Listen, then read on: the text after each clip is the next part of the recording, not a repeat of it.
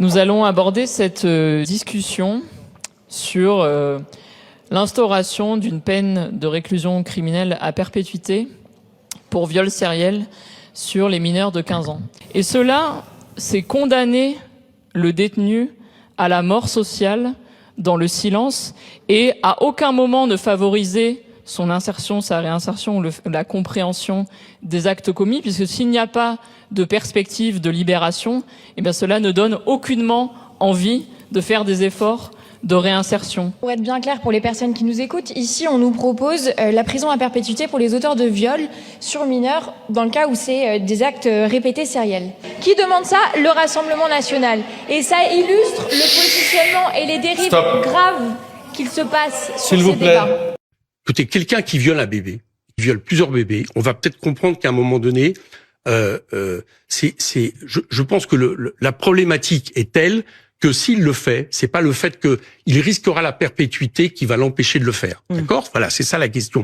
Donc, oui. Mais est-ce qu'ils sont incurables? Non, je ne pense pas qu'ils soient forcément incurables. Par contre, il faudrait se donner les garanties quand ils sortent de prison, qu'il n'y ait pas de récidive. Merci Éric Coquerel de venir participer au pluralisme ce matin. Je vous dis joyeux Noël. Oui, joyeuse fête. Et joyeux Noël.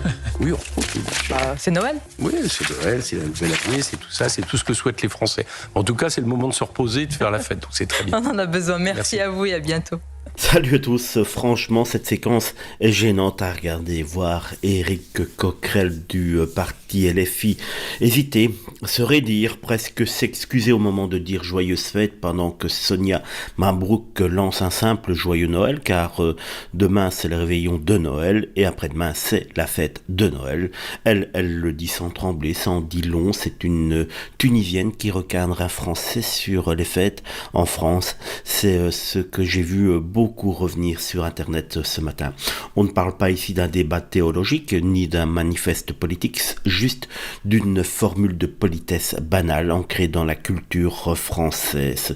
Le malaise est d'autant plus absurde qu'il n'est réclamé en fait par personne dans la vraie vie. Hors des plateaux de télé, la majorité des gens, y compris les musulmans, souhaitent Noël tranquillement sans y voir une provocation ni une agression symbolique. J'ai beaucoup d'amis musulmans qui me fêtent joyeux Noël ce jour-là ou quand on se quitte avant de partir du boulot qui n'hésite pas à le dire bonne fête, bon réveillon.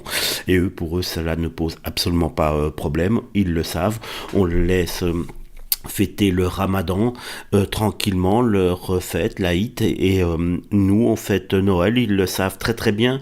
Il n'y a que les politiques qui veulent continuer à diviser la France en deux pour certains arriver à prendre le pouvoir ainsi, mais cela en devient véritablement ridicule, pathétique de la part de certains partis.